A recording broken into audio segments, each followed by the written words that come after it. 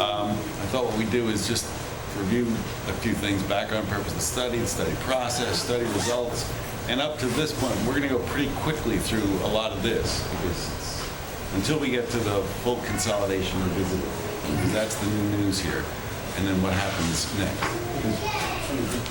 For the camera and for the public, you want to say that this is a reconvening? Yes, we're reconvening the original committee that put together the recommendations for the New Paltz Government Efficiency and Effectiveness Study. Really, the purpose of this meeting is to review the changes that have taken place since the initial recommendations were made and to see if the committee has some recommendations about how to go forward. How's that sound? So, if you remember, this was the alumni of the project steering committee. It's nice to have this reunion after 2 years. So I guess we've got, I think there were 9 members originally, we've got 6 here, and others that may show up.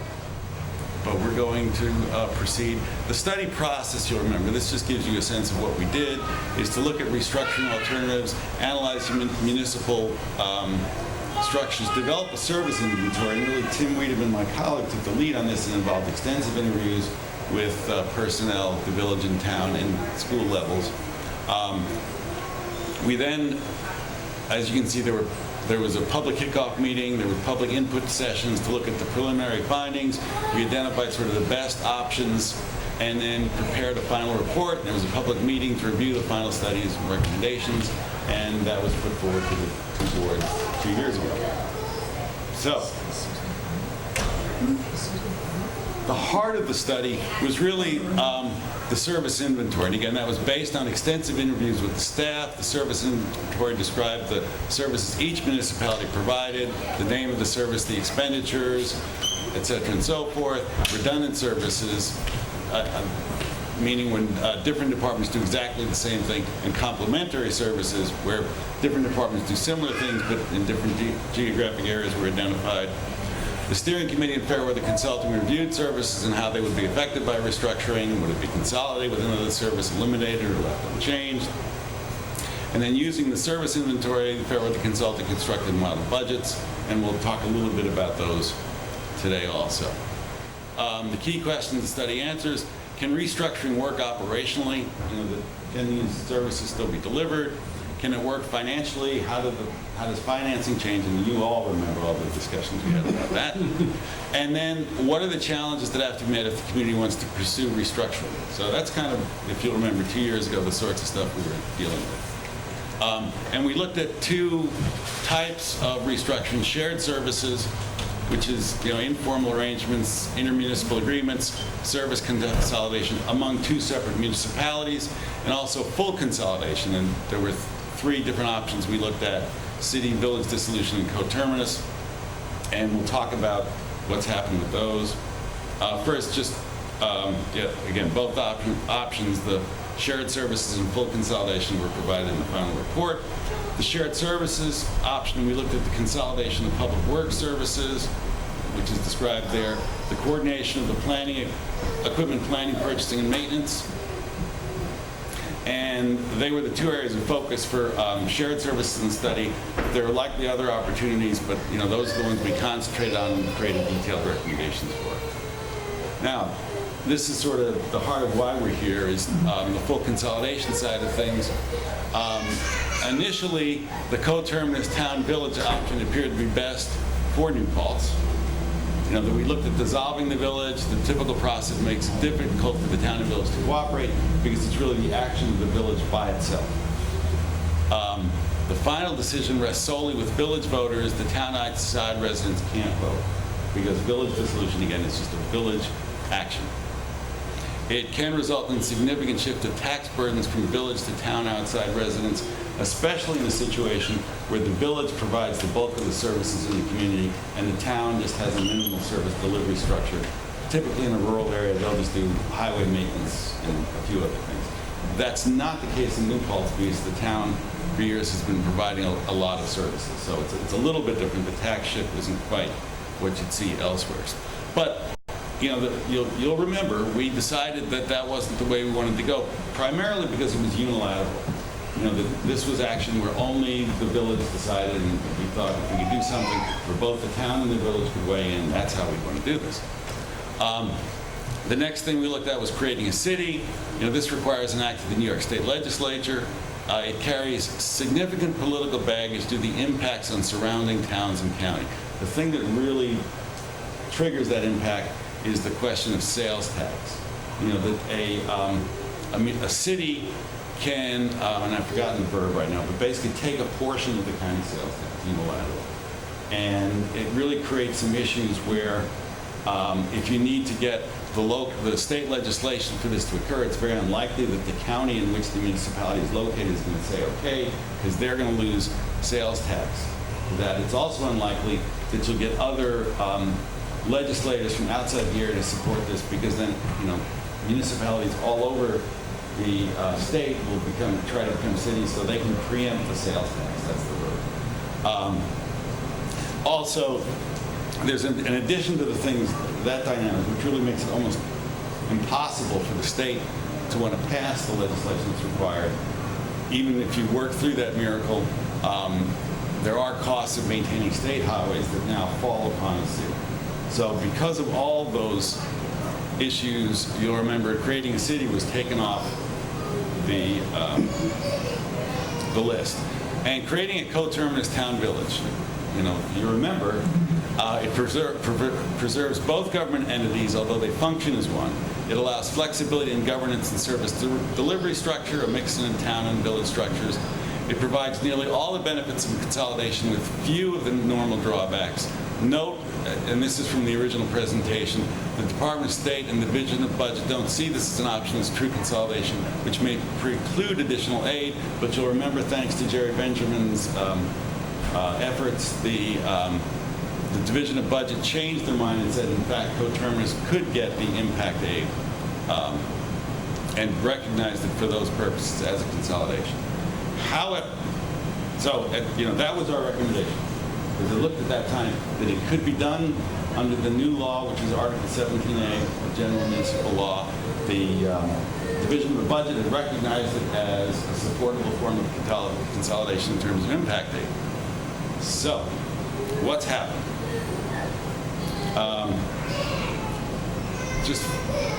If you'll remember, under the coterminous town village, they're separate entities, and there's the town and village separate. New York State does recognize a third type of municipality called the coterminous town village. It operates primarily either as a town or village. Again, this is all familiar territory to all of us, and reminds us of why we're kind of interested in this option. But it retains the power of both, and that is, for example, you could retain a fire department operating as a town-wide village rather than having a separate fire district. As the name implies, coterminous town village requires a town and a village with precisely the same geographical boundaries, and we were all okay with that. The combined municipality operates under a single governing board, creating opportunities for functional consolidation. And again, this was the option we were all pretty happy about. So, as we revisit this, the problems with coterminous town and village. Prior to the new consolidation law, which is Article 17A, creating a coterminous government was a difficult process. It required that lands outside the village, the town had to be annexed, which means there had to be elections for the residents of those lands to be annexed, to be incorporated into a village. And then you went through the process of creating a coterminous government. And it's a hugely burdensome process. It was something we looked at under the old law for Saranac Lake. And we said, don't do this because it's really cumbersome. When 17A was created, this new law, we said, all right, it looks like it's possible that you can do this with just two votes, one by each municipality, and you can create a coterminous government. And at the time, the Department of State said, well, it's difficult, but yes, you can do that. And we have a documentation where they sort of say, oh, this is really going to be a problem, but it does look like it's possible. Subsequent interpretations of 17A by the Department of State disallowed coterminous governments to be formed under those provisions. And the reason has something to do, and probably a municipal attorney can give you more details. But in village law, there are certain descriptions about how villages are formed. And that they're sort of implied in the rest of the law that the villages that are under municipal village law have been structured this way.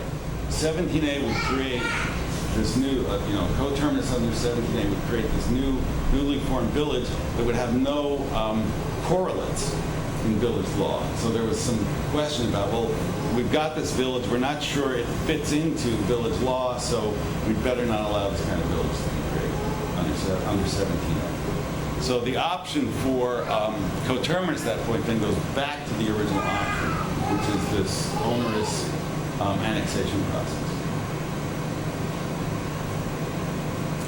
And it's just at that point it's just infeasible. However, and that's one of the things I really want to talk about today, Article 17A does allow what's called municipal consolidation, which we talked about a little bit, but because coterminous looked like it was possible, we didn't spend a lot of time on it. So here's how municipal consolidation works. We're back now to the current structure.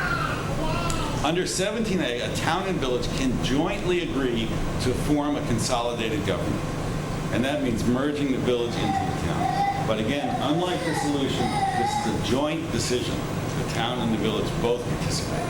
The town and village boards must approve placing a plan before the voters. If voters from both jurisdictions approve, the village is merged into the town. So you can see at the bottom, what you end up with is a town government. One government as a town. Unlike the solution, both municipalities have a say in the process. Like the solution, the result is a single town government and a separate fire district, because towns can't have fire departments. So there's a separate fire, and remember in our discussion about coterminous, one of the things we kept pointing out to the state was, if you do coterminous, you end up with one government, although technically it's still two governments, and that's what they were unhappy with. If you do consolidation, whether it's dissolution or joint consolidation, and you create a single town government, you actually end up with two governments in essence, because you have the fire district.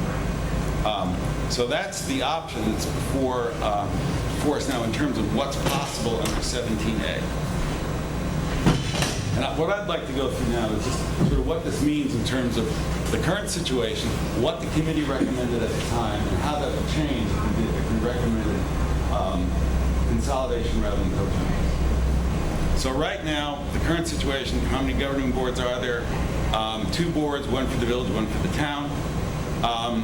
Committee's recommendation, single governing board for the coterminous town village operating principally as a village. And you'll see what that will change into is just, there'll be a single town board.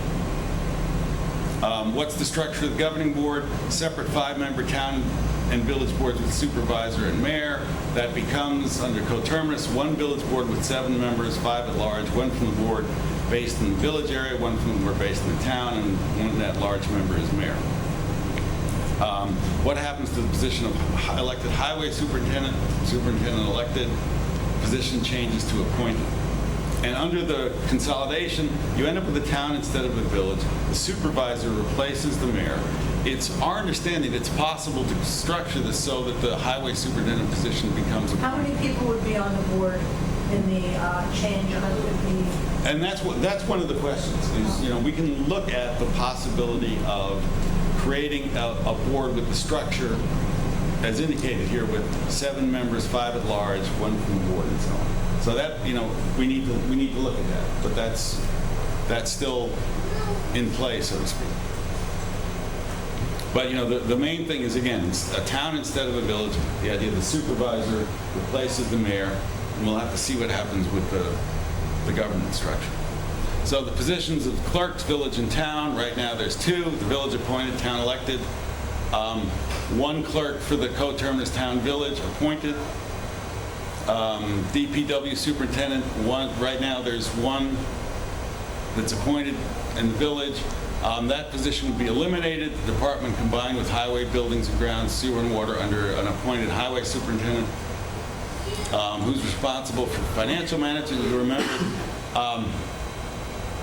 under the village, there's a separate appointed chief financial officer Under the town, the supervisor is the chief financial officer.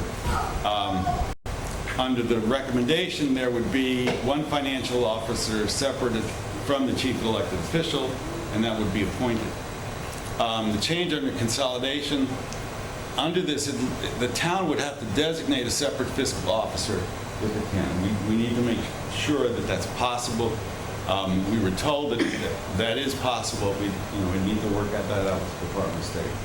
But it looks like there are indications that that can be done. Peter, Yeah. what about a controller? Well, Towns do have- that's what, it could be a chief financial officer. Typically that's a name. So it wouldn't necessarily involve having to go back to the state for approval. Well, that's right. You It's still have to separate it. In Yeah. town law, you'd still have to separate it. But towns already have controllers. But the question is whether the controller is the chief financial officer. I see. And just to make sure, can you designate a separate chief financial officer? Who runs elections? Town elections are run by the county. Village elections are run by the village. Coterminous village elections run by the county is what we recommended. Provide fire protection. Again, this was a big one. Village areas are covered by the village fire department now. Town outside are covered by a village fire department through contract. Under coterminous, it was projected that all areas of the town village are covered by the village fire department. And as you see, that will change. Water and sewer, separate districts in town under the town board, consolidated districts in the village under the village board, different rates for inside and outside users. We had recommended that keeping the separate districts with additional districts for the former village area, all governed by the village board with the rate differential continuing. Other urban amenities, separate districts in the town with the general budget in the village for things like sidewalks, street lights, et cetera. Under the recommendation for the coterminous, the separate districts remain with additional districts created for former village area, costs covered by the benefited properties. The change under consolidation, again, the elections would be run by the county, the fire district would be created, and we'd also look at creating the separate benefit districts for those same kind of urban services. Sorry, I'm a little confused. I'm not remembering that we said that the rate differential would continue for water and So, sewer. your study committee came out with a different No, I understand, but when all was said and done, what we were saying was one of the benefits of this to people with water was that they would not be, that there wasn't a differential change. Not just because that's what our group recommended, but I thought that was But the if one. former districts had debt, okay, they had to keep that debt and pay it off before they could all be funded. Yeah, and again, that's the status of the recommendation that came out of the committee, that, that could be changed, and if there's a decision to go forward with consolidation as a town. Was it specified that it would only continue as long as the debt remained? It was. In your, So we wouldn't have people that don't get water or sewer paying for it. no, That's correct, that's correct. I mean, water and sewer, that was always the case. The other question was things like sidewalks and streetlights. the one district that. Whether they be assessed state, townwide, or with special districts. Here's what this was sent to the joint boards, these were the recommendations.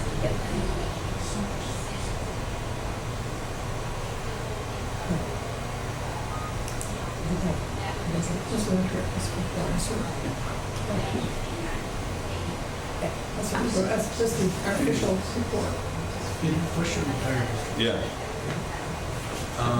would it, or anything's possible, but how politically feasible would it be if you decide to recommend consolidation, ask for a special act of legislation to allow the town of New Paltz to have its own fire district? You could try, you could certainly do that, but, I think that What would really, the stake here? yeah, again, the possibility of asking for special legislation to allow the town to operate a fire department will delay this pretty considerably. But, again, it opens up a series of statewide issues that don't relate to New Paltz. If people I'm just felt thinking strongly that that's something where no one's losing, the state, county's not losing money, no one's losing money. Right. Maybe they give something that the legislature could stick in some bill and get it through recently. Yeah. My, Nothing is easy. yeah, well, one, nothing is easy, and also especially in terms of public safety issues, because of the sensitivity of the issue, they just take a lot of time. I mean, so that's possible. Yeah, anything. That's You possible. can always ask. But I think it's a complication. So thinking about what are the potential drawbacks, the consolidated government may drive reduction in workforce, but the study recommends eliminating only a couple of positions in the short term to remember. And that's still the case, the public works superintendent and one of the clerks. Impacts and budgets and taxpayers basically are pretty much the same. In the worst case, consolidation could drive a 12% increase in town taxes if all the existing urban services we talked about, sidewalks and lighting, were spread townwide and there were no special districts to capture those costs and turn them to those users. In the best case, with a 5% cut in the total budget, there is no increase in taxes for town outside of village residents. In either case, village residents see a savings of between 11 and 26%, according to our recommendations. And also, the Citizens Empowerment Tax Credit would eliminate the tax increase for town outside of village residents. And we've got that now. Yes. And how long is that, forever? Well, it's supposed to be forever. Really? Yeah, I mean, that's what they say. But and we'll talk a little bit about that just in a second. Because that would be $1 million. And what we're talking here to Wait a minute, $1 million? annually, of which something like 70% has to be directly for tax reduction.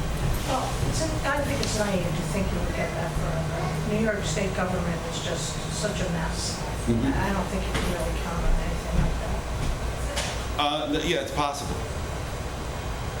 So let me just show you, and you may remember this from the original report. This shows the sort of best case and worst case. Scenario 1, special services previously provided to village, sidewalk, street lighting, are financed through benefit districts, limited to the former village boundary, more or less. Scenario 2, special services are funded as part of a townwide tax levy. So we ended up with this chart for both scenario 1 and scenario 2. And the top line under scenario 1 shows, if you sort of kept things the way they were, there's the new estimated tax levy in the third column. The percent change in tax rate for the current village taxpayer would be an 11% reduction. The percent change in tax rate for the town outside of village taxpayer would be a 6% increase. If you go down, each of those lines shows, well, what happens if you reduce the tax levy? And you can see if you get down to between 5 and 6% reduction, you see that the tax levy falls basically to zero. The increase falls to zero or even slightly negative for the town outside as well. And that's one of the things we had indicated in that. And you also see that's about $600,000. If the second column, the reduction in tax levy, the 6% reduction is about $600,000. So it's well within the Citizens Empowerment Tax Credit limit. The other thing to think about, and again, this might require some consultation with the Department of State, is there a way to bank the unused portion? Let's say if $600,000 gets you to a 0% tax increase for town outside, can the remaining $400,000 be set aside for the next year? Almost like a fund balance. So that in case they ever decide, all right, in 5 years we're done, there's funds that have been banked to allow for a transition. And I think the way to use the Citizens Empowerment Tax Credit is assume there's going to be, this is providing a transition time frame, which we might assume is 3 years to bring the costs in line with what's needed to get a 0% increase for town outside of villages, even without that. So you're talking about, in effect, setting up an endowment? Kind of. I mean, it's like a fund balance where, we need $600,000 to pull this off. We get $1 million, so $400,000 goes into next year's account. And then the next year you get the $1 million, $400,000 So at goes in. some point, So the idea then, if the money goes, two things. I think one is you look to be phasing in the cost reductions to make this not an issue. But at the same time, if the money goes away, you've got a cushion to be able to say, all right, we're on track to do this in 3 years. And even though that, maybe they'll take it away for year 3, we're still going to have money in the fund balance, so to speak, to allow the transition. Could also be used another way. If 600,000 is to make the tax levy at zero. Right. The other 400,000 could be like one-time expenses, so you have long-term ongoing savings. That's right. Yeah. Yeah. Now, Even it out. Yes, to even out in the future. I agree with that. yeah, so that, there's possibilities there. And just in terms of then consolidation, what are the potential benefits? It can reduce the long-term cost of government. You remember this from the report. That research shows that smaller municipalities, are more likely to achieve long-term savings through consolidation. It eliminates the cost of interaction that's necessary with two governments instead of on intermunicipal agreements and all the discussions and so on. What about the emotional? Well, the emotional costs as well. It also improves government responsiveness, you remember, because it makes the government more visible and accountable to the community. But there's, where do you go? There's one board you go to, there's one chief official you go to, and it's not, that's a village issue. You can't deal with the town. It provides the community with a single voice when lobbying in Albany and Washington. It's less likely for local issues to fall through the cracks between town and village government. And, long term, there may be an opportunity to introduce professional management of administrative functions. Their communities, mostly their cities, with populations of about 10 to 12,000 more that have managers, professional managers, and it seems to work. They're big enough. Whereas a lot of communities, smaller populations with village managers, it's not clear that that's affordable. But once you, the city of Canandaigua, the city of Geneva, they're about 11, 12,000 people. They have managers, professional managers. So I think that's something long-term to think about. It also protects community character. It avoids sprawl since you can simultaneously plan for both the urban part and the rural part of the community. You're not stuck with the jurisdictions. You can manage environmental resources because you can treat the community as a single ecosystem.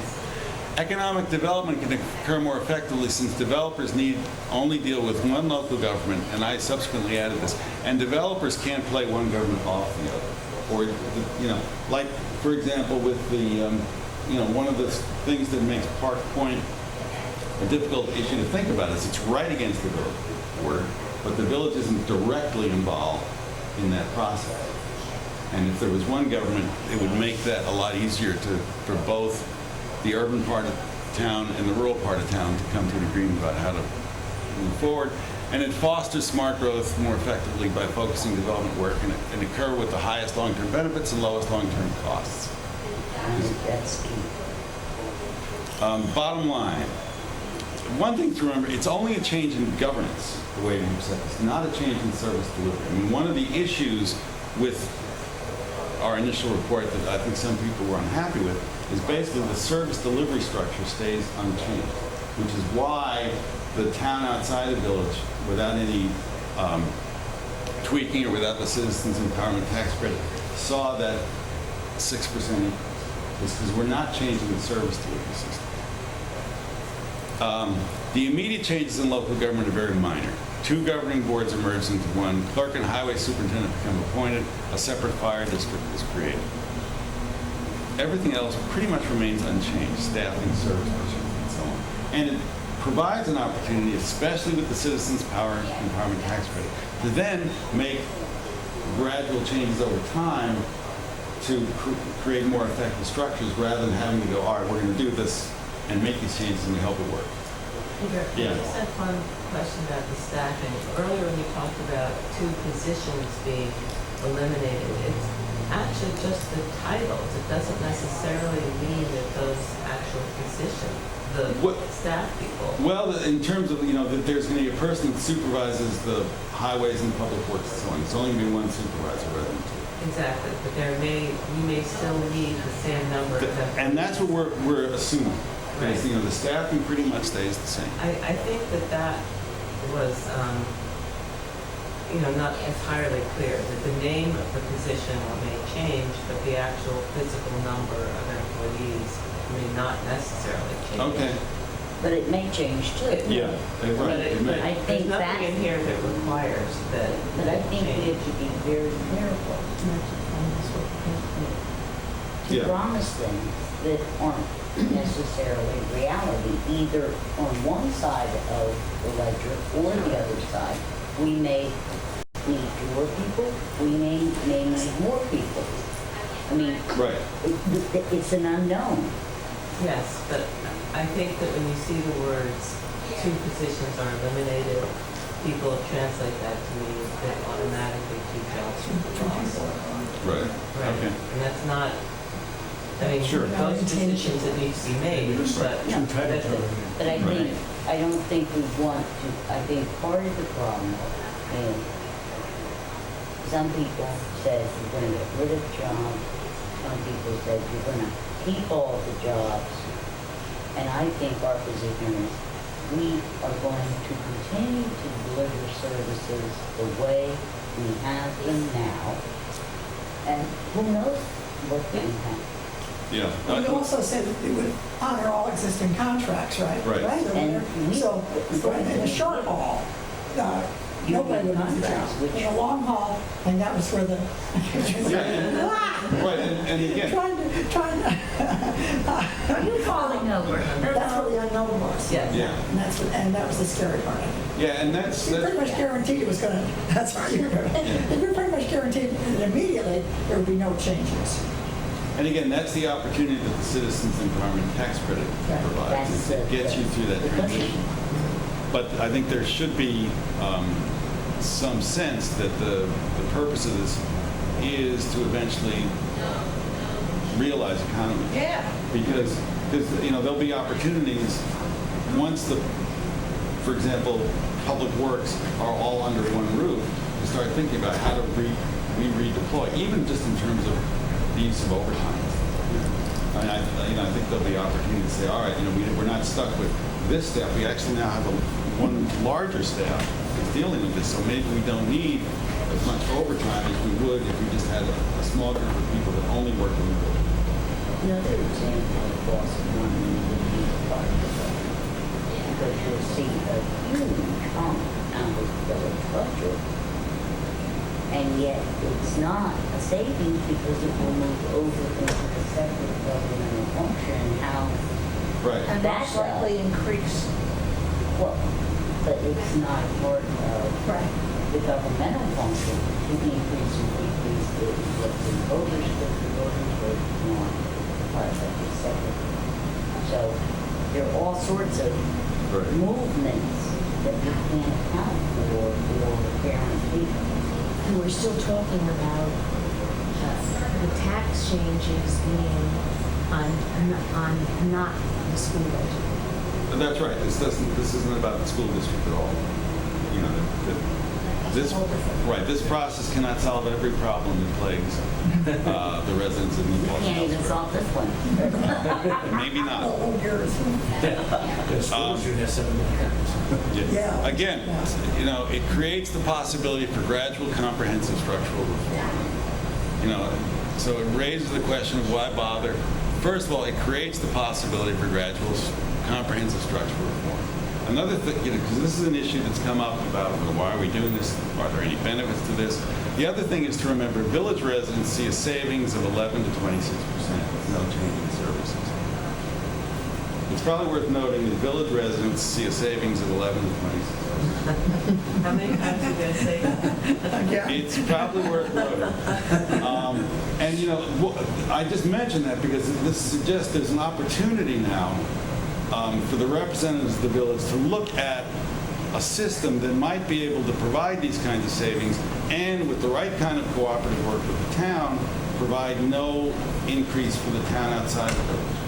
So I would hope that there's an opportunity that the representatives in the village would engage in this process. Could you do that one again? This You one? did it the fourth time, Peter. Yeah. You only had 3. Well, because every analysis that I've ever done or seen done on consolidation, village taxpayers come out ahead, regardless of what happens. So if there's a group that should be championing consolidation, it should be the village. Because the question now becomes, how do you do this in a way that works for the town also? Because it works for the village. Again, the Citizens Empowerment Tax Credit eliminates the increase in town taxes and buys time for gradual comprehensive structural reform. Now, that's the question that and I don't know the answer, but I'd like to know the answer. Just say, Speak them, just Oh. hold in that microphone. oh, what I want to know is, just say, we do this, and we see that in fact, it's going to, at the moment, generate a 6% tax increase for the town taxpayers. May the consolidated board say, we are going to use the 70% of the $1 million to neutralize so that everybody has no tax increase. In other words, Ellen and I live in the village. Just say ours goes down 26%, but Carol and Nancy is going to go up and Kitty's by 6%. Then the two boards could say, no, we're going to use 70% of that $1 million to ensure on the town side that the town taxpayers' taxes remain neutral. We can do that. Well, all you'd have And to how do you assure the people in the town that you get that $1 million every year? You don't. And what happens after you don't get the $1 million? Well, that's why The it's town is screwed. No, because by that time, Nancy, you have balanced out your services and are now starting to generate internal efficiencies which are going to neutralize. This group is so upset about firing one person. Where are those efficiencies going to be? Can I, because I have sort of a But then you're suggestion. also But you're so taxing. confident that we're not going to get the $1 million every year. But then So, I mean, it's a trade-off. But But then you I also do have a wanna go back to- government that's wait. budgeting town-wide.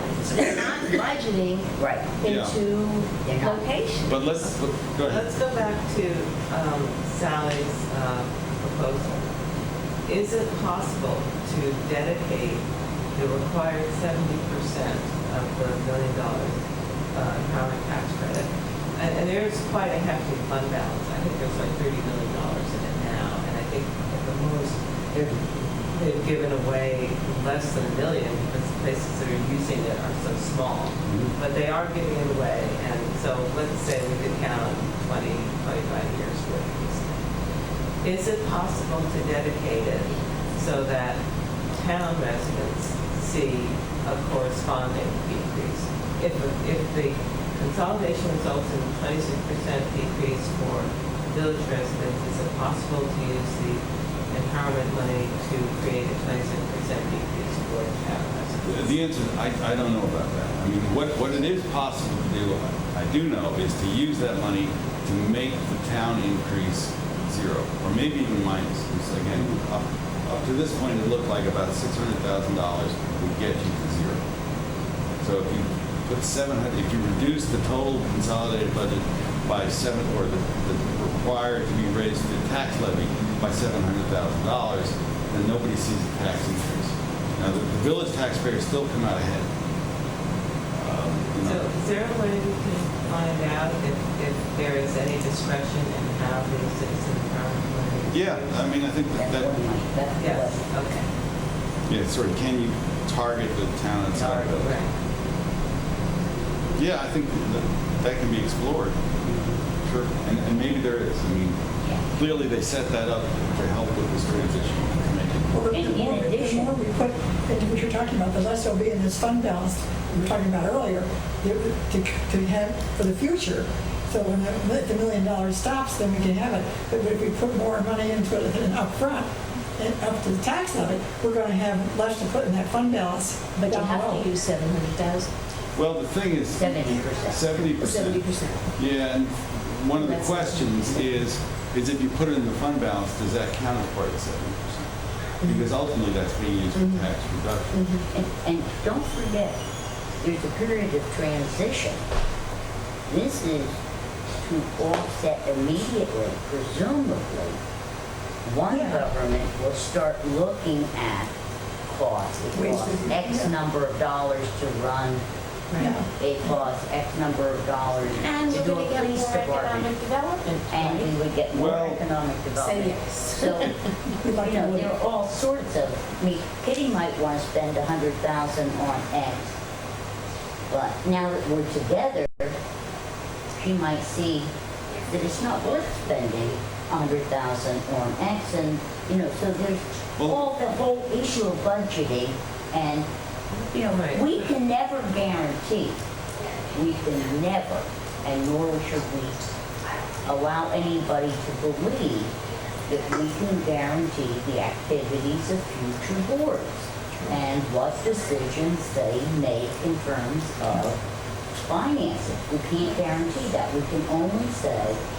this is what we'd like to see, or we hope to see will happen. True. And we'll come back to that in just a second. There's one issue that I just had Peter, to. can I just want to? Sure. Just address what you said. I suspect, just from the numbers you see, that even if you can target it, because the village is here and the town is here, but we never will be able to see the same percent. The village is going to be a bigger percentage. I don't, it's probably mathematically impossible to make it work the same. Yeah. Unless you're going to keep them this way forever. If you bring down the same percentage, whatever. Yeah, no, I But, agree. good point. So the village is, I think, always going to see a bigger percentage decrease. In the first year or so of that transition, the village taxpayer will see it, but it's not like then every year. Right. Then The after village that, they're goes both down on the and same down. level. Right. And the reason for that is Right. very simple, I think, Peter, and that is because the village is a voluntary form of government, and they created something in addition to what was already provided, and so they're paying for it. But they already have the service, they just want to have a second service. Secondly, The other issue I just had to deal with is the question about community character. Oh, perfect. Putting the entire town under one government doesn't change community character. Just in case. The examples, Woodstock doesn't have a village government, and it's not exactly Leave It to Beaver Lane. And that's what I think our new slogan should be. Right. No, Rosendale had a village and he is a government, Woodstock wannabe. and it's still, sort of, and High Falls is another good example. So, the question of village character is certainly important, but it isn't affected by the change in the structure, just in case anybody wanted to know. So what happens next, and we're still going to talk a bit more about the budget issues, but the issues to be clarified in this process still, the parson's election, appointed clerk and highway super, separate CFO, and also the use of the citizens empowerment tax credit. There's not another one that's up there. But what happens is the recommendation to the boards to pursue consolidation. The boards put together and adopt a joint consolidation agreement, because again, this is not the solution. They both put together the joint consolidation agreement. The town and the village hold the public meetings and then have the votes. And there's a town-wide vote and a village-wide vote. And On the same day. I believe so. Okay. But- Because, ordinarily there are two different dates for the Right. official elections. But the idea, again, one of the issues is as town residents, village residents vote in the town Say it election. again, huh? As town residents, the village residents vote in the town election. Oh, yeah. So we're clear about that. So to get this passed, the village would vote twice, basically. That's right. The village residents would vote as village residents and as town residents. Because they're members of that.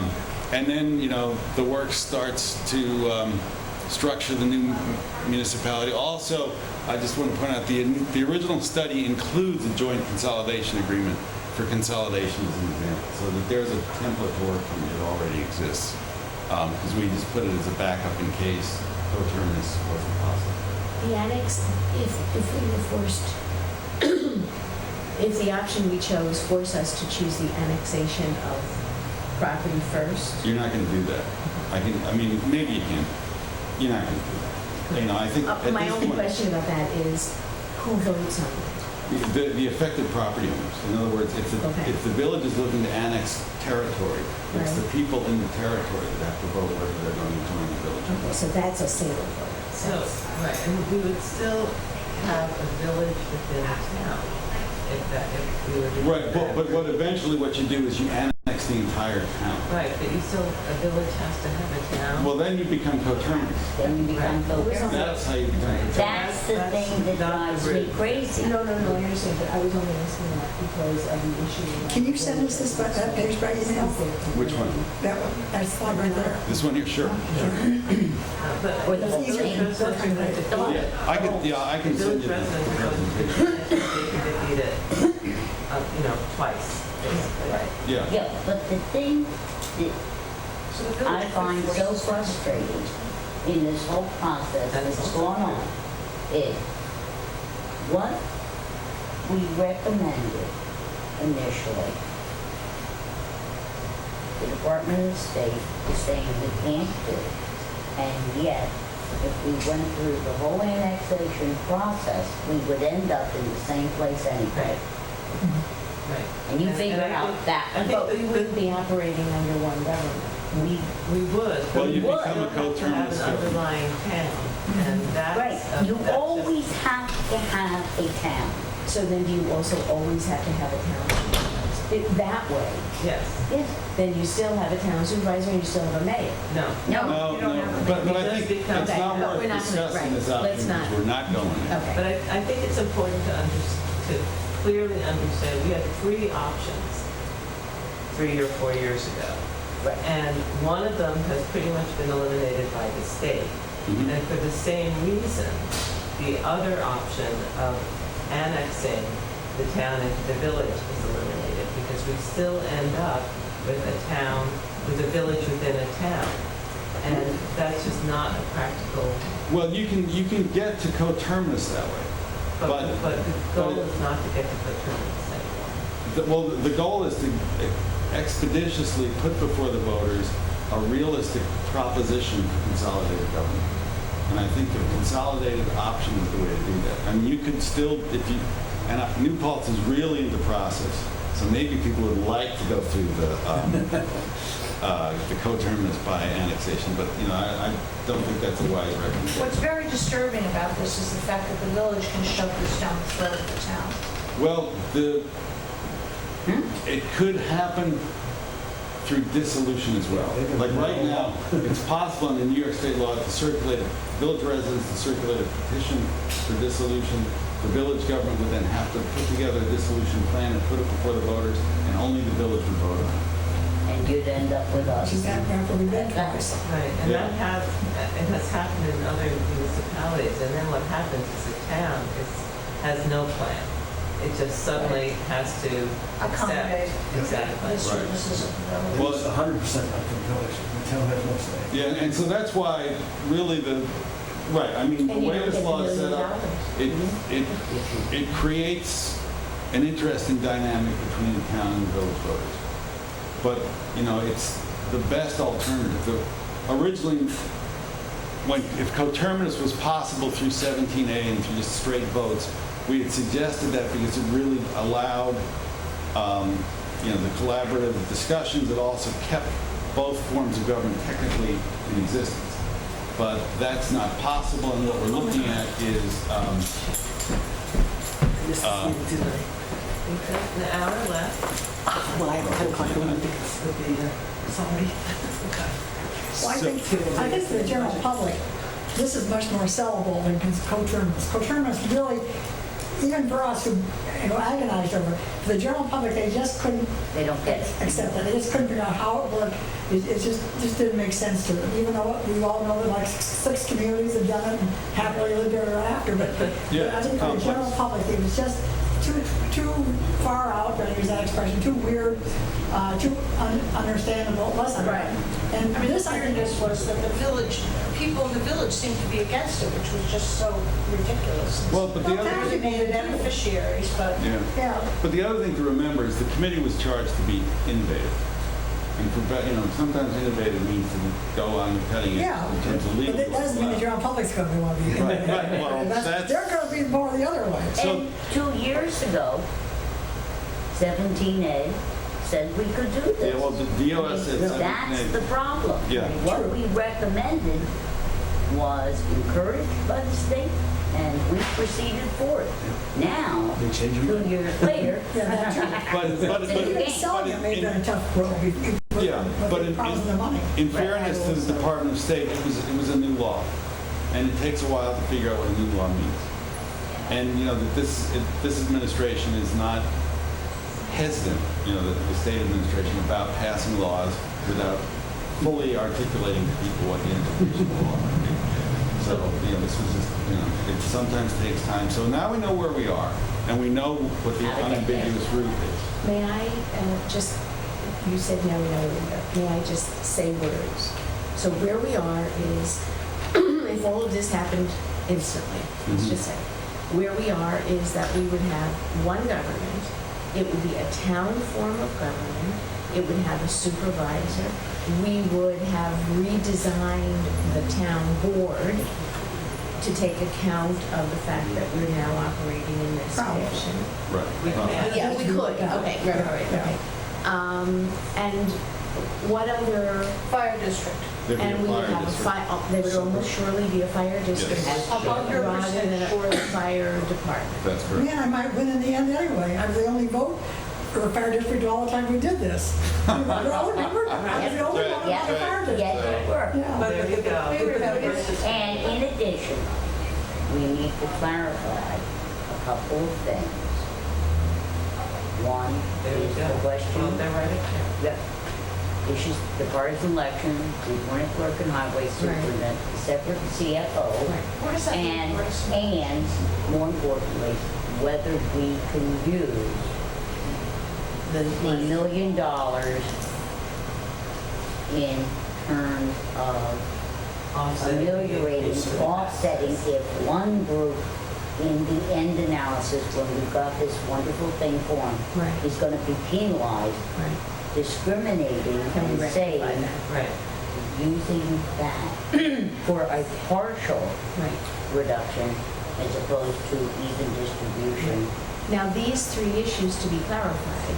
By clarified, it means we don't know how much choice, we as a community don't know at this point how much choice we have.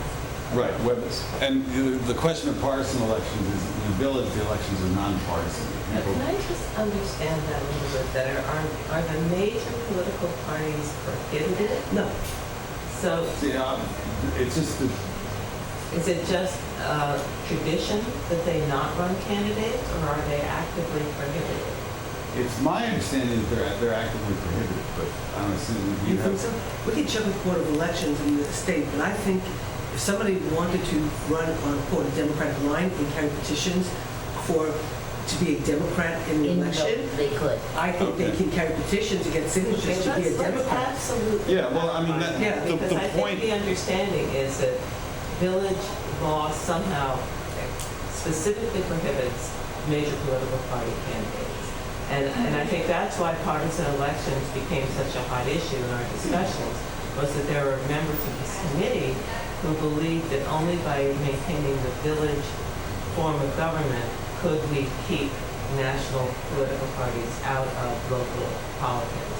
If that's not the case, let's just find out. yeah, I mean, to me, it's, right, it's just a question of clarification. I don't know that it's a deal breaker at all. I mean, if the Well, it partisan is for some election, people, but what's interesting in the new election coming up is that, people are running on Nonpartisan nonpartisan.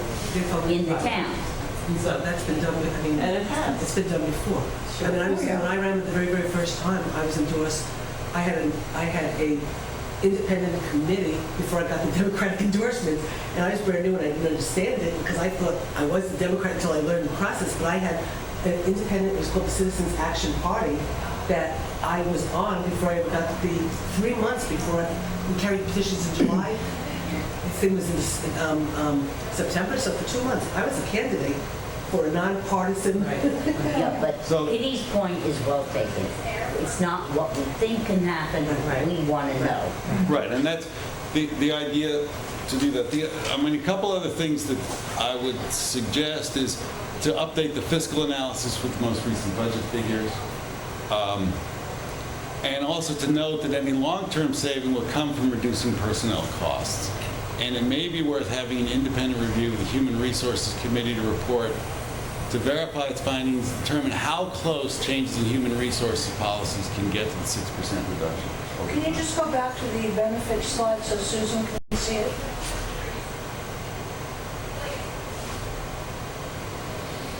I think it says it all. Yeah, I can Yeah, he's get gonna say everybody. it. I was working on it up until this morning. But let me, if I can, the one is repeated 3 times for emphasis. I gathered on this. At first I thought, and then I realized it was. Ellen raised the question, and we thought it should be done 4 times. How about I 6? think that should be the only bullet on the whole slide, to tell you the truth. So Why bother? That's it. because there were a list of activities that were prepared when we were thinking about a year ago of coming to the voters, and we had to set a date to pass a joint resolution. So that would, but we would draft the resolution Right. together. Adopt final committee reports. Are we going to need to create new committees? And You know, I'll tell you, let me That go was to my next, final that wasn't a recommendation. part of Okay, our can I just, recommendation. before you jump forward, I just want to go back to the fire district for a second, because I think there needs to be clarity on that too, because as I Right. understand, there's different ways to do fire districts, and people are afraid of fire districts because they think that the town government, if that's the new government, loses control. And I think the old way of doing fire districts where the town has no say on who becomes the commissioners and has no say on the budget is not the way they form districts anymore. And that they do create fire districts now where actually the town sort of has a say over the budget. And so I think the concern about the districts, the fire district that has always been used against becoming a town, is not clearly vetted, and there is a way to make people feel more comfortable about a fire district. We need And that and so I do have the Yeah. information up in my office that I'll get.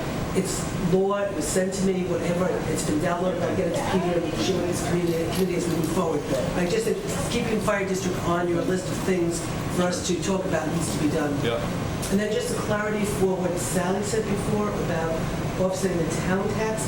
Remember, if we get the $1 million, 70% has to be used for property Yeah, development. that's- But the 30%, right, the extra 30% can be used to offset the, right. But we're Right. not going Yeah. that direction.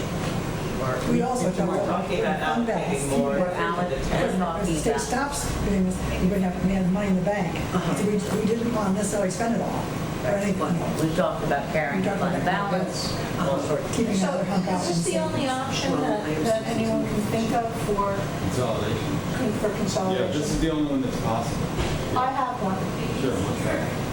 That anyone that live, that you automatically designate, people who live in the village are anyone who gets water or sewer from the village, for starters. That is the village. Then the town gets divided between Gardner and Rosendale. And now you have a consolidated village. Well, you have a village. You have a village. I don't think You Gardner know, wants us. Yeah, see, I don't think Gardner and Rosendale would be interested. Well, I think it's worth finding out. But then we still don't Why have. wouldn't they? But then We still have a loopholes, town. Well, you're talking about and Western Wall. loopholes can't exist No, Without we a would become town. part of the town, of a different town, but You Gardner. create, what you do is you Create a new create a town. separate. At all. But then there'd have to be referenda in, Gardner.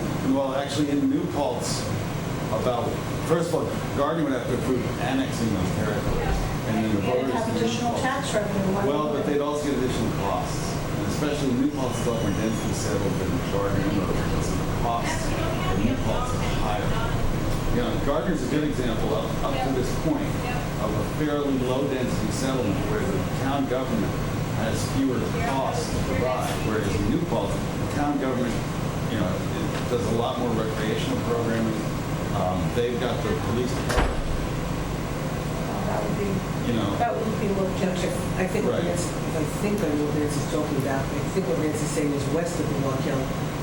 Yes. Everybody from sort of Doug Road almost or whatever goes, annexes into Gardner, and everybody from Doug Road up annexes into Rosendale, and then you're saying that the rest of, and then from east of the Walk-Hills over the bridge, going up to the rest of Newport becomes That's the village and the town. the town of Village of Newport. The problem is that Mountain Rest Road is a water district. The Town water, the district. village So, water is up on the mountain. Well, you could do something about it. Well, Nancy, I suggest you get your neighbors to do that by petition. I mean, it would, Really? it would be interesting to, Sam, I don't think I would just want us, frankly, but. There's a lot of tax revenue.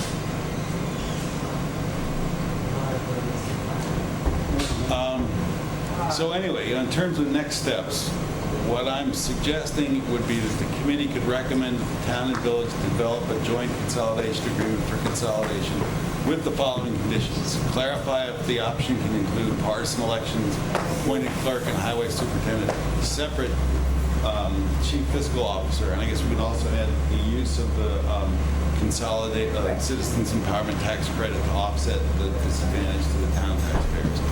To update the fiscal analysis with the most recent budget figures, to review and assess findings of the Human Resources Committee, again independently to see if that in fact can produce savings, finalize a joint consolidation agreement for consideration by the municipal boards, and provide a specific proposal for the public to consider and vote on.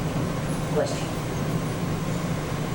If you're going to review and assess findings of the Human Resources Committee, then shouldn't we review and assess the findings of all committees? It's possible. I mean, here's my... Go ahead. The reason I asked that is that the committees were not a result of this committee. They were the result of naysayers who didn't want to deal with the recommendations of this committee and said we needed more information and more study on what we were recommending. And that may or may not have been true. But it was used as an opportunity to create havoc and misinformation and disinformation. And so I'm not sure. I think if we review and assess the findings of the Human Resource Committee, then we need to reassess and review the findings of all committees, because it looks like you're isolating out a committee. Well, And rather than the Human Resources Committee, both the town and the village have committed, I think up to $14,000 for an economic, an outside audit of the economic impact of consolidation. Why don't we just do that? Well, a couple of reasons. I mean, I think it's useful to have an independent assessment. I wouldn't use the term audit. Because one of the misunderstandings I think that's taking place is, we've got to have these results audited. The thing that's driving these results are assumptions about how personnel are being used.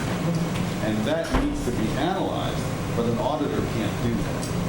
I misspoke. Okay. A financial consultant. And what I would suggest, you need the management consultant. here's what I would suggest. Tim Wiedemann, who put together the initial analysis, he has a separate practice from mine. But he does this stuff really well. I don't think there's any,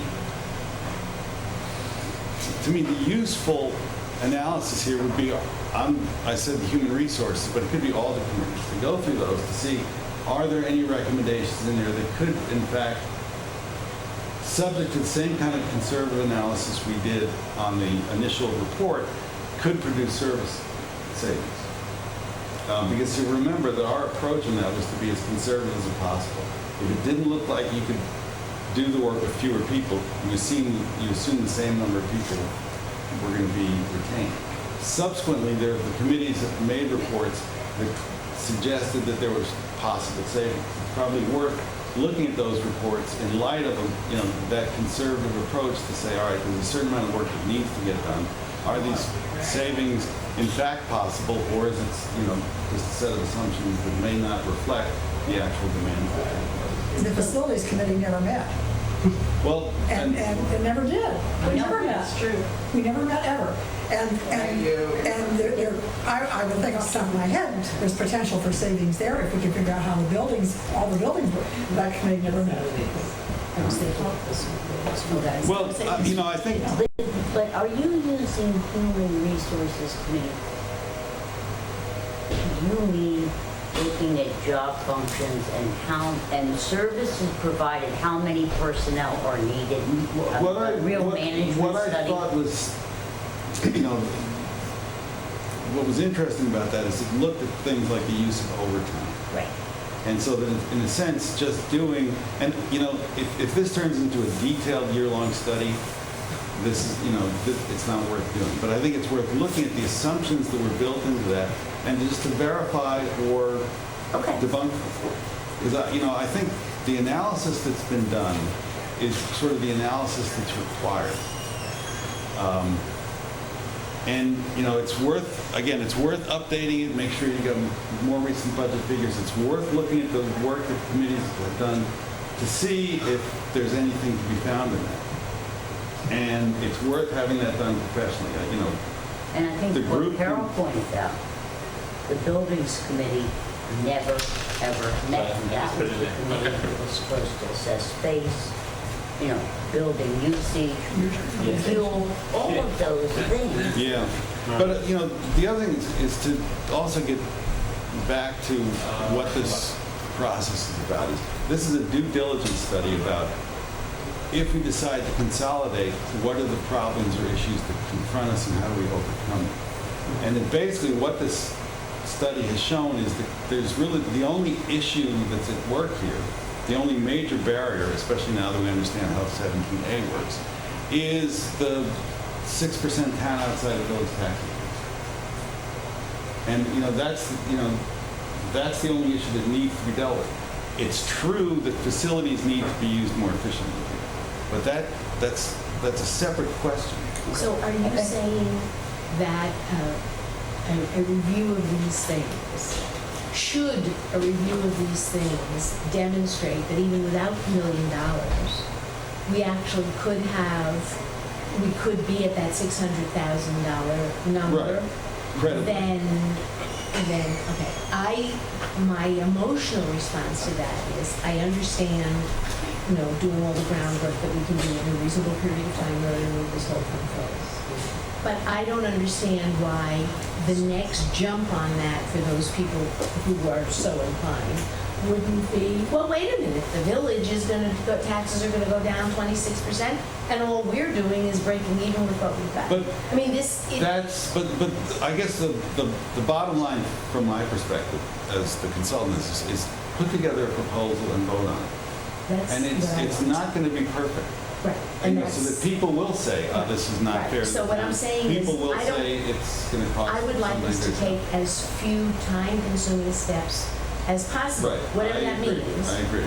To now go to, and it might even be that if at the same time as the update fiscal analysis and review whatever committees we review, it might even be that there needs to be a town and village group working on what the actual agreement would look like, because that's probably going to raise its own set of questions, and it may even answer some questions in the course of them doing it. Well, that's possible. I mean, again, there's a draft agreement that already exists.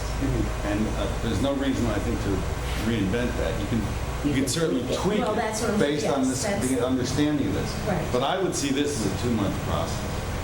And how would you divide up? 2-month process. And how are you apportioning the 2 months? How are you? Basically, the way I would see that is you have a professional come in, do this work, present it to the town board, the town village board. In how long over 2 months? By the end of 2 months. Oh, that's the 2 months. That's the 2 months. At the end of 2 months, there's a draft joint consolidation agreement for them to consider, to address these issues. And, this is it, folks. This is, And then we're aiming for a vote in. Wait, let's not talk about when we're aiming for a vote for. Let's talk about first getting the two boards to, so the two boards have to come up with a description of the service they want the financial analysis to, I mean, this committee can't hire that person, right? We have to go to our respective boards and ask that they hire a person. Right. So, we need some sort of job description. And I'd be happy to draft the job description. And I don't think it even needs then to come back to this committee. The recommendation would be Okay. from you Yeah, to the town and from you to the village. So And we need, that's all. we need a dollar amount so that we can each do that. Can I throw something? Sure. Totally in left field and whatever, because I think those things. I like left field. yeah. Way in left field. I'm not sure that the finances of the town and village have changed significantly in the last year. And I'm not sure the Human Resources Committee findings have changed that much in the last year. I worry that if we go and say as a committee, oh, we found this 600,000 now, why didn't you find it a year ago? I think the key thing we have is the village saves money, with the credit, the town can break even, and that's the key things. And yeah, there might be future savings, but I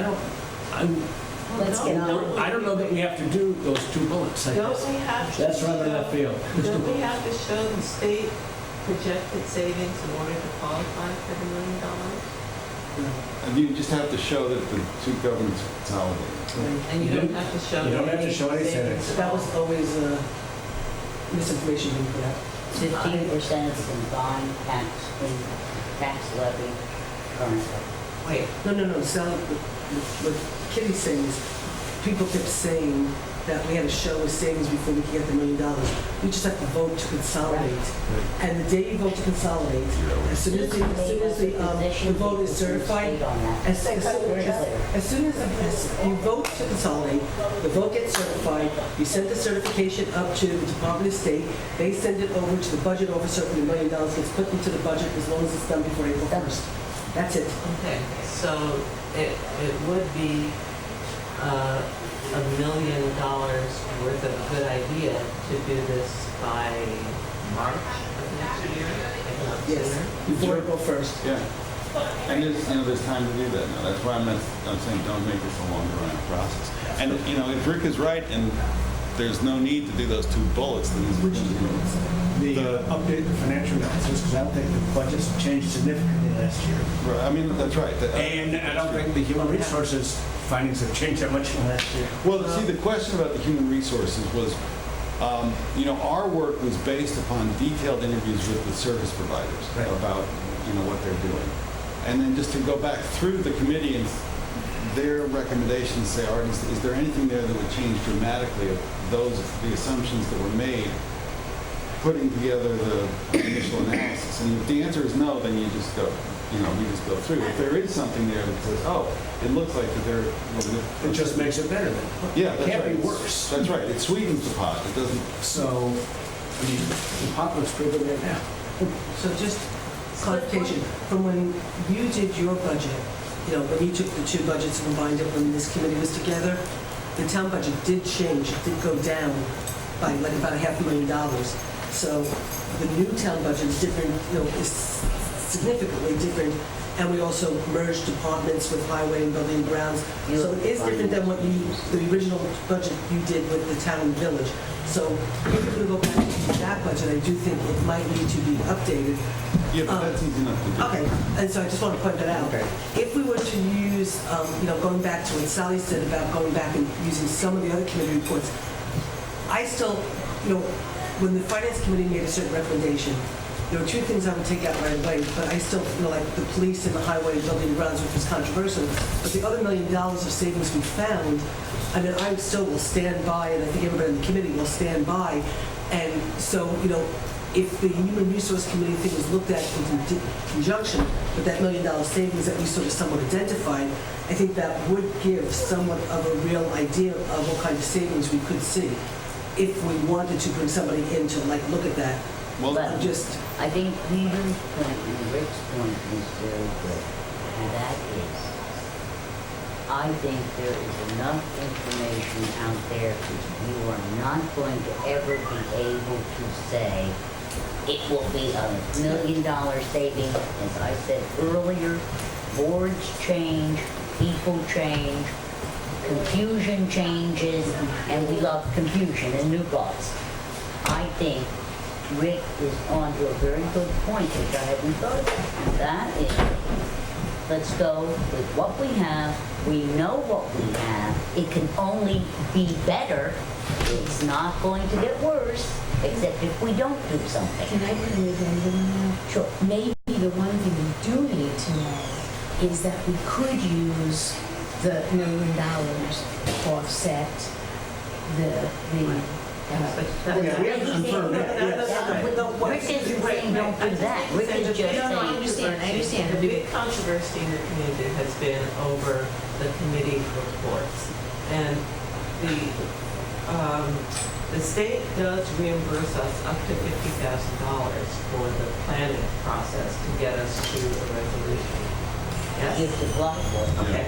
So I think that it would be money well spent to review and assess the findings. I mean, we're not going to go anywhere near the complications that we went through to get to coterminous.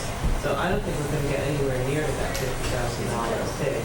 So I am very much in favor of having an independent review and assessment of the findings of the committee reports that had an economic impact. I don't think the planning and zoning, but we Certainly also- does.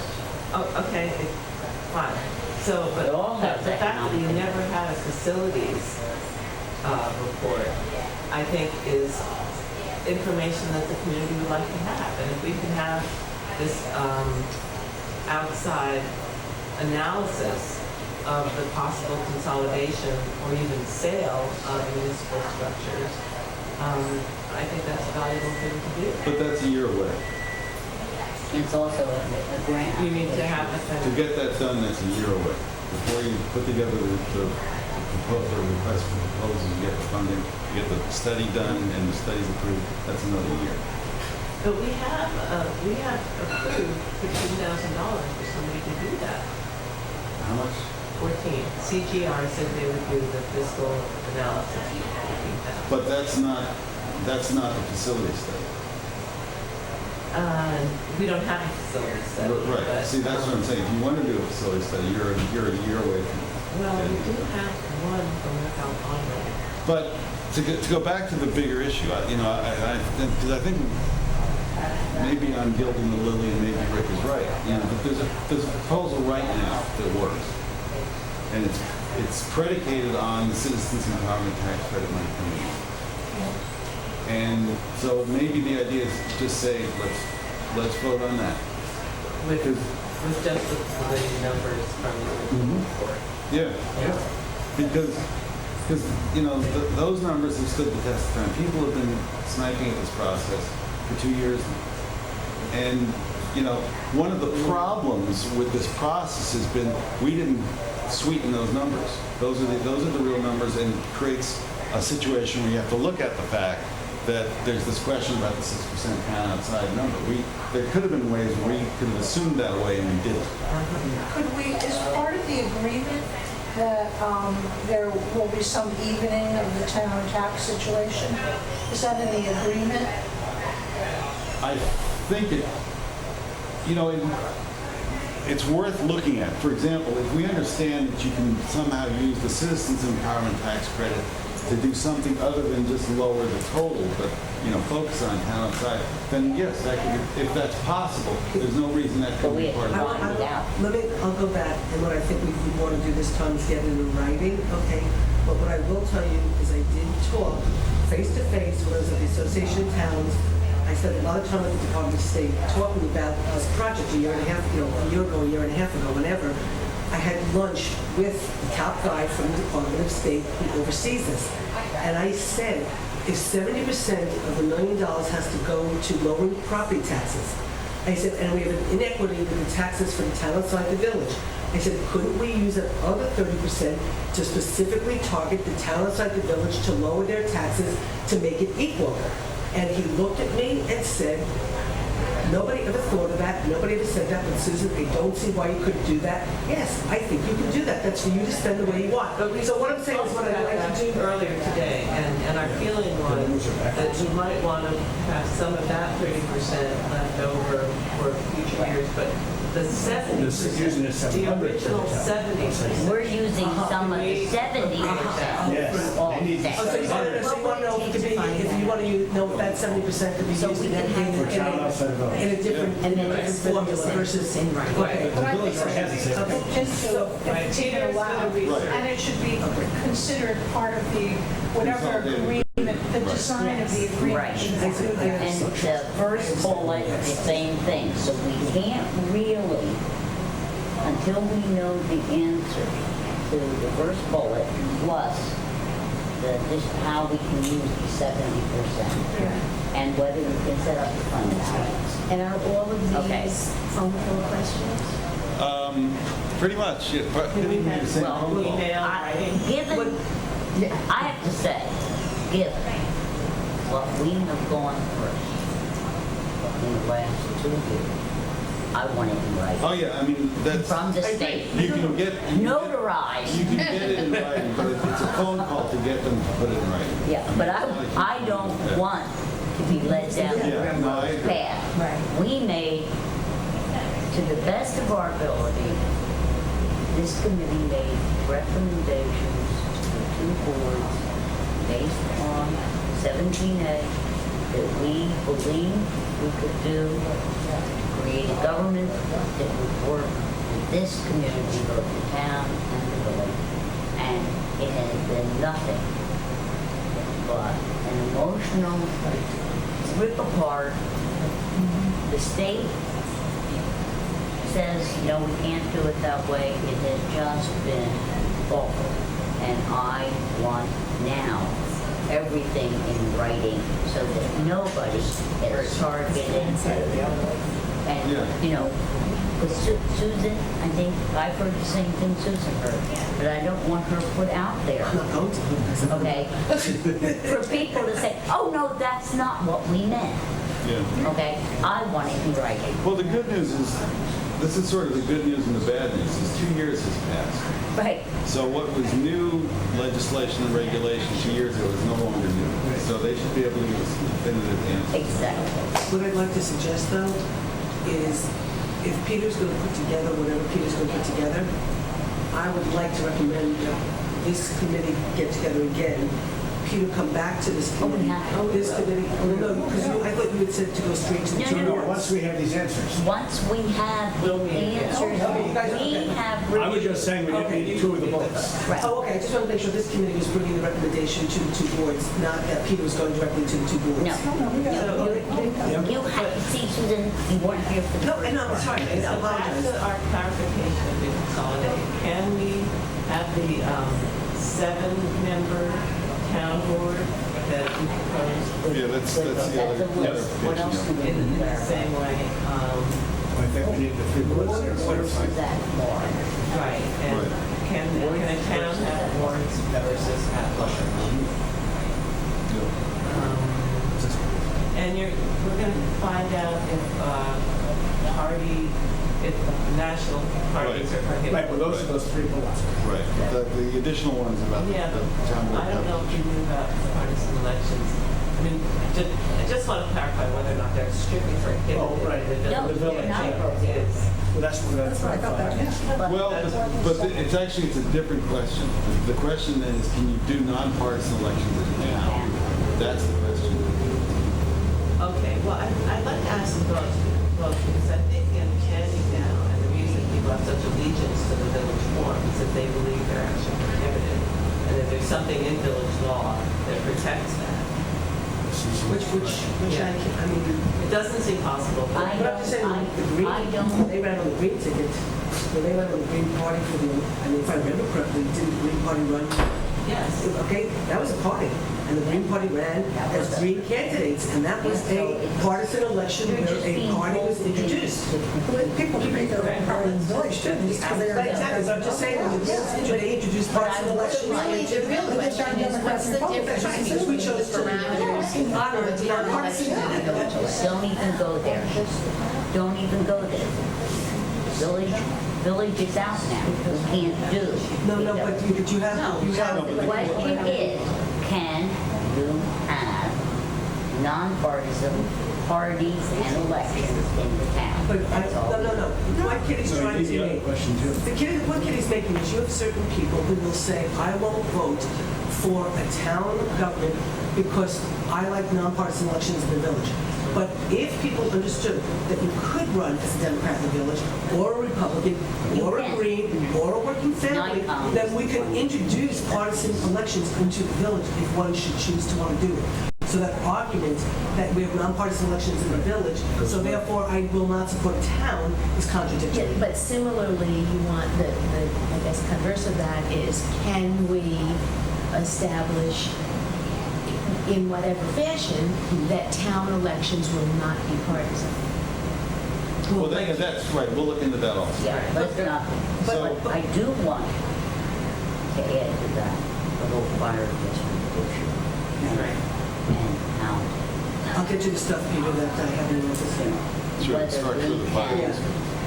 you know, the old-fashioned understanding of a It's fire I think district. define partisan, define partisan as Democrats and Republicans, but all the village people, when they run, create their own names, sensible or crazy.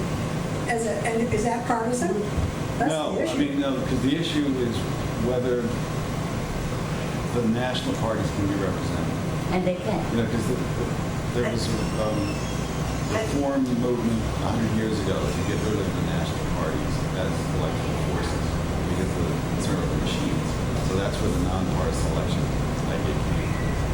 But and also, I understand, there are certain people who don't want partisan, nonpartisan, who want nonpartisan, but there might be a lot of people in the community who actually want partisan elections because they belong to a party for a reason. Yeah, I mean, that's, So, yeah. so I mean, that's a conversation to have in of itself, but. Yeah.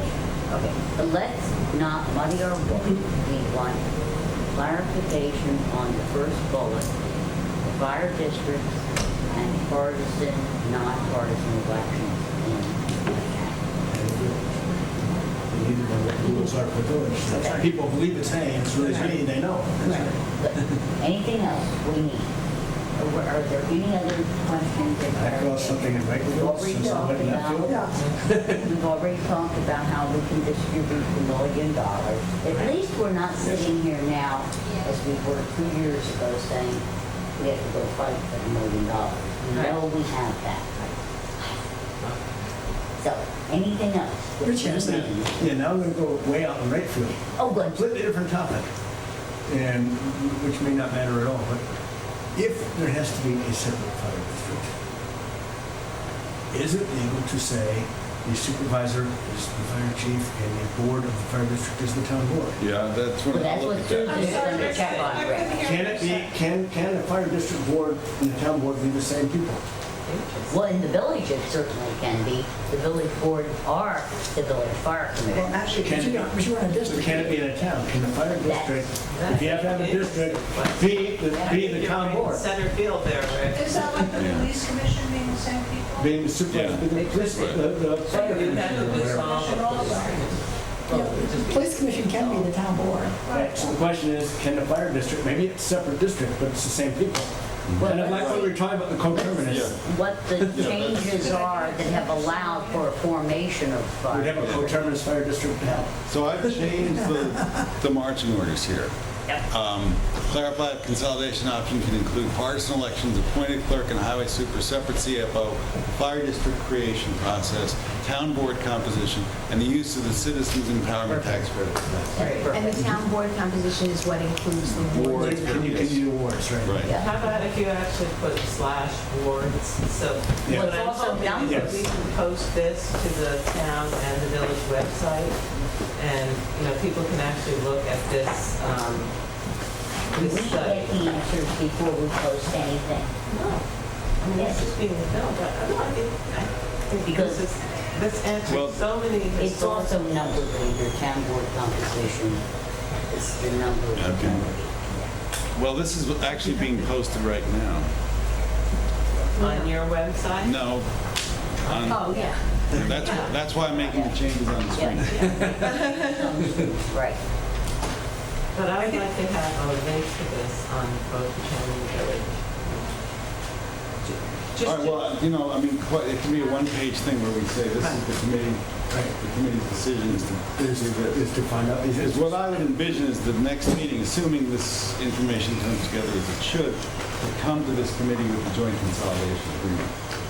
Say, this is what it would look like. Okay, We so then take we the- have a joint town-village meeting. On the And we 26th of could agree September. to allocate a certain amount of money towards the financial analysis. Well, are we gonna do the financial You analysis? have We something didn't- in there. We took it out. Oh, it's That out. was my left field. Yeah, that I'll was, just take it out. So we're just gonna go with the financials. yeah. Well, he's gonna update the two budgets, right, to do. Well, we weren't able to do We're not able to that. do that? Okay.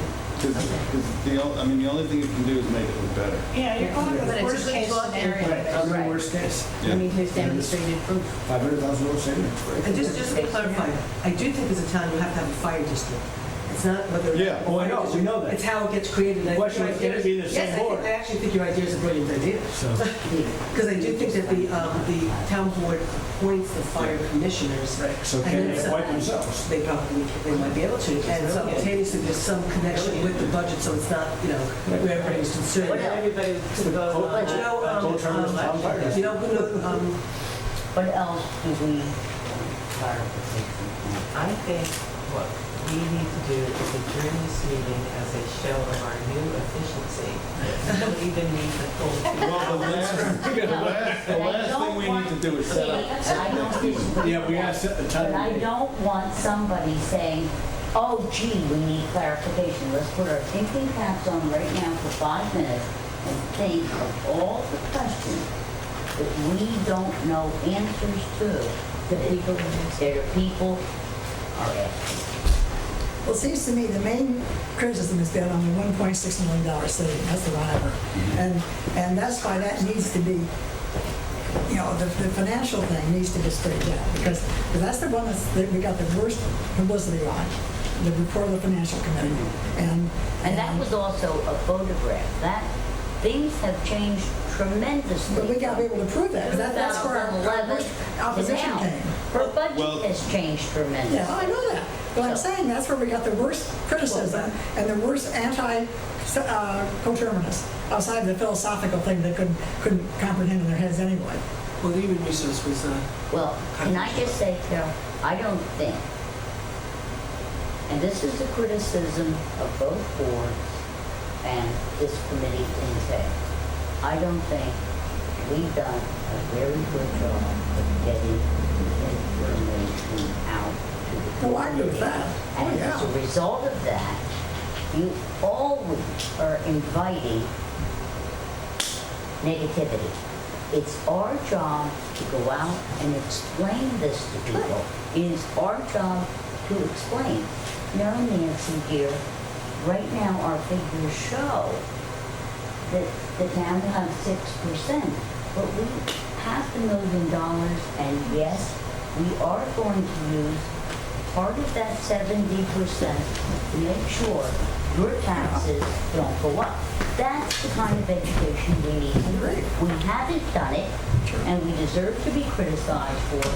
And I think once we know the answers to these questions and can make a recommendation, then we have to set up a group of people to go out to this community and explain what reality is. Yeah. Could this, we have to be real careful on that, I think. For instance, you just said that so we can do it, allocate 70% together. We can only recommend. We have no authority to do any of that. No, But We can recommend to the town and village that they Right. do it, but they're the ones, Exactly. we can't say No, as a right. committee that we're going to do that. No. As a committee, we can't do but that. we don't even know right now if it's possible. No, but I'm saying even if it's Right. possible, we can't say as a committee that we're No, going to do it's a that. recommendation. We're recommending that. We have And to be then careful. it's if the two boards accept the Then we can help those proposition, boards educate the then community. we need to get out and educate the community. Right. Okay, Well, Last, first we have to educate the two boards. last, I have two last questions. One, and this may take longer to answer, but I hope not. I'm assuming then the committee reports are out, and the recommendations are going to be based upon the original report, with the 6% potential increase for the town that would be offset by the Citizens Empowerment Tax Credit. Correct? As the worst case scenario. Yes, okay. Yes. Second, that we could meet on Thursday, October 24th at 9 o'clock. Is that Is possible? that too late? Don't, That's a month. don't we want, Yeah. I thought we were trying to meet before the next. Or you gonna need that? Well, I think I would rather meet with the questions answered than set up a meeting and not have the questions answered. I mean, Okay. I want this to happen as expeditiously as possible. And if things fall together, I'd be happy to email folks and say, let's Let's meet earlier. Meet earlier. Okay. So when are you suggesting? October 24th, which is a Thursday, at 9 o'clock. Good for me. Might as well meet here, we know then, can't we, Kitty? Yeah, well, I think you do. You want to go, Let me just look at the, I know we have, wait, tell me again what day we're looking at. Thursday, October Thursday. 24th. 9 o'clock. That will be a week before our 2-year reunion. Our final meeting is Halloween, if you recall, of 2011. You would like to We lunch made for the a reunion record. party? I think we ought to have a party. Wearing, Yeah, the parade, right? Some kind of costume. We could have a parade. we should go to the Halloween parade, where we should all be wearing One government. the one government team, or whatever it is. Okay, so we're Maybe checking to Stevens see if is it's there. here. Anyway, I And think what was the other that, question, just so I That can was, start? no, that was, those were the two questions, was the committee reports are out and we're basing it on the initial result, and then we could meet on October 24th. Because again, what we're shooting for on October 24th is to have a joint consolidation agreement prepared. Which you were we Yeah, can that you would then just recommend. we can, as a committee can accept and recommend to the board. When's the next town village meeting? The village is the second, always the second of the month and the fourth of the month. So we would be meeting in October, wouldn't we? Isn't the fourth Wednesday? No, the fourth Wednesday is the day before. Yeah. Fourth Wednesday is the day before. Okay, so then So we it'd be would be the November meeting meeting. November, Was it Tuesday or Wednesday? Wednesday. So it'll be November 13th. It's a Sunday. And then the town comes after that. We'll be doing, the town village will be doing it right before Thanksgiving. And then we can get it done before Thanksgiving. We had to schedule the workshop. When is the... I don't know what their legal notice is. I know for school district election, It's a special election. I don't know if the legal Yeah. timelines And are. keep it, Okay, we're all set. Okay. Thursday, October 24th. So the Just agenda tell is Carol to put it on. presumably Review the to, joint consolidation, review the draft joint consolidation. and the answers to the questions. that- They'll be incorporated in. because if you start getting questions, answers that indicate that we're in the wrong place, we need to have another meeting before that. Well, no, we'll just modify the joint consolidation.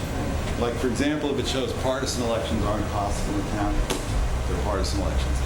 If it shows that you can't have an No. appointed clerk and highway superintendent, you have an elected clerk and highway superintendent. But if it shows we can't do the same 100,000, we'll do what? That's the big question. Well, that one, we'll see. I mean, Yeah.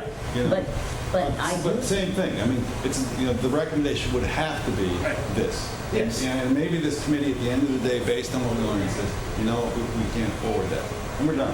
but for clarification, I think Ellen may be right. While people are asking, partisan, nonpartisan, they haven't voted as a committee what they recommended. Say it again. In other words, if we find that the town can have nonpartisan as well as partisan, and the village also, so that's not an issue anymore. Okay. Okay. For some people, that still is an issue. Well, here's what I'm trying to do, is I'm trying to model as closely as possible the initial recommendations that came from the Excellent. committee. And whatever's legally possible to model the initial recommendations. So if we can have an appointed clerk and an appointed Right. highway Boom, superintendent, you got it. that You would got go. nonpartisan elections. Right. But then so then what we're saying is, we're prepared to forward this proposal, agreement, even if, for example, we can't use the money, the tax abatement. Well, yeah, right, that's going to be the question of the next Even if we meeting. can't what? If you can't target the tax abatement money to special, I'll come Even forward out. with a joint consolidation agreement of what's If you legally can't, possible. if you can't do that, I pray that my town board says no. Right, but the thing is, one way or another, we do know the citizens empowerment tax credit can be used to offset tax increases, and $700,000 would be enough to bring the town change to zero. Right, and if that's not in the agreement, I would hope the town board would not agree to the agreement. No, it's going to be individual. Well, but the question now is it possible to also use the existing 30% to do even more? That's the question. So again, the worst possible case is it's used to reduce it by at least 700,000, which will bring it to zero. And my point is, that's all Actually, we you want already to do. reduced it to more because this year we can, which is less, by $500,000. So we're almost at zero. And even this year, we're better next year. Yeah, I mean, there's no end that's why we, complaint and there's no end. We have to do the best we can. I said put earlier, together an agreement and move it forward. And if people don't want to support it, fine, we're done. But let's keep it simple. So, Yes. and let's keep it positive. Yes. Most why co-terms are so- Well, I would like to shall reflect. All right, thank you all. Then notice out that Yeah, true. Thank you, Peter. Yeah, sure. and we'll send out that summary to everybody so that Yeah, people sure. that aren't here can get on the same page with us. Well, and I Well, would. he's gonna send us the, Yeah. He's gonna send it to everybody. yeah, oh, yeah, oh, And yeah. then hopefully everybody will be here on, I thought we went, this is the comedy of errors, is trying to get this meeting set well, up. that's why we're setting it right now. But now we said it for We said it, it's the We'll see 24th. what happens on the 24th. 9 o'clock. I'm so, trying to get this date I couldn't set. figure out which one it was from all the emails. I thought it was last Exactly.